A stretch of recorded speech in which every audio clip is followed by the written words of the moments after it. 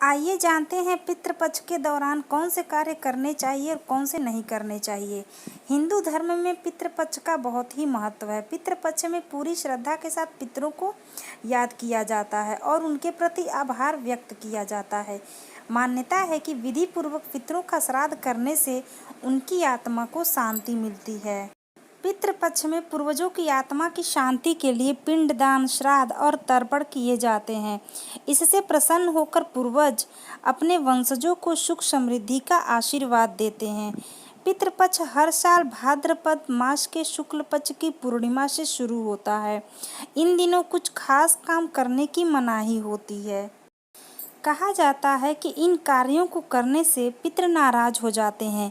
आइए जानते हैं पितृपक्ष के दौरान कौन से कार्य नहीं करने चाहिए और कौन से कार्य करने चाहिए।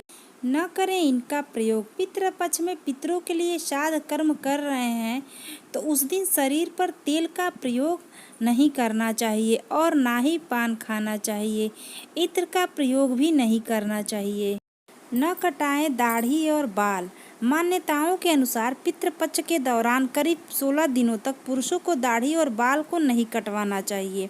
ऐसा करने से घर पर आर्थिक तंगी हो सकती है।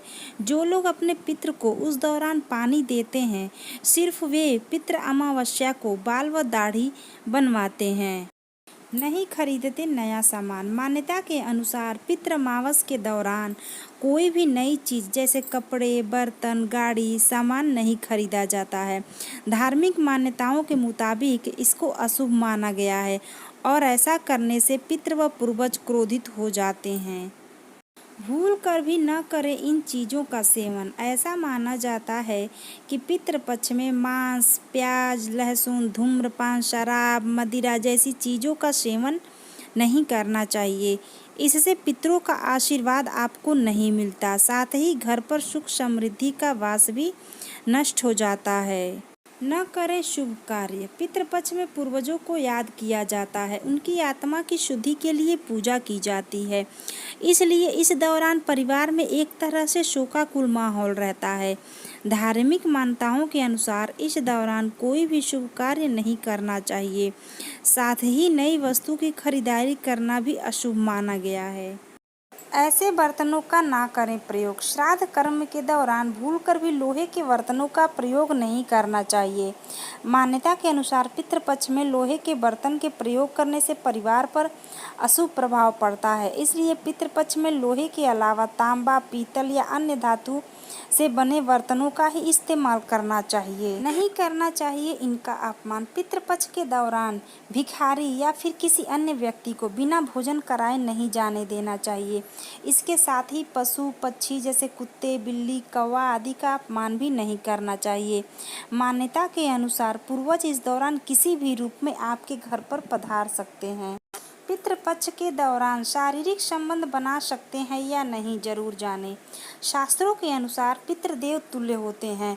मरने के बाद पूर्वज देवता के समान हो जाते हैं और पितृपक्ष के दौरान वो अपनी संतान को देखने आते हैं। गरुड़ पुराण में भी श्राद्ध का महत्व बताया गया है, जिससे पूर्वज को शांति और मोक्ष प्राप्त होती है। अगर पूर्वज प्रसन्न ना हो और उन्हें शांति ना मिली हो तो फिर संतान सुखी नहीं रह सकती है। संतान के ऊपर पितृदोष लगा रहता है। यही वजह है कि भादो माह की पूर्णिमा तिथि से अश्विन माह की अमावस्या तक पितृ के पक्ष के दौरान ऐसा कुछ भी नहीं करना चाहिए जिससे मिलने आने वाले पूर्वज के सम्मान को ठेस लगे। इसके लिए ब्रह्मचर्य का पालन करना सबसे जरूरी होता है। आइए आपको बताते हैं कि पितृपक्ष के दौरान यौन गतिविधि नहीं करने या यौन संबंध नहीं बनाने के पीछे क्या कारण है। आध्यात्मिक अनुशासन। ब्रह्मचार्य को आत्म अनुशासन के एक रूप में देखा जाता है। इसका सीधा अर्थ है अपनी इच्छाओं और आवेगों को नियंत्रित करना।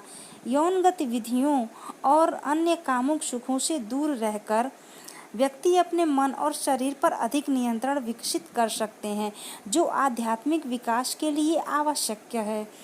पितृपक्ष की यह अवधि व्यक्ति को यही सिखाती है। अपनी ऊर्जा का संरक्षण। माना जाता है कि ऊर्जा के संरक्षण में ब्रह्मचर्य महत्वपूर्ण है। व्यक्ति यौन क्रियाओं में लगकर अपनी इस ऊर्जा को नष्ट कर देता है। पितृपक्ष में अपनी ऊर्जा को संरक्षित करना चाहिए और इसे आध्यात्मिक प्रथाओं और गतिविधियों के कार्यों में लगाना चाहिए। मन की पवित्रता। ब्रह्मचर्य की मदद से व्यक्ति अपने मन को शुद्ध कर सकता है और उसे स्वयं को समझने में मदद मिलती है। एक अवधि के लिए यौन गतिविधियों से दूरी मानसिक शुद्धता, ध्यान और उच्च ज्ञान की खोज में सहायता करती है।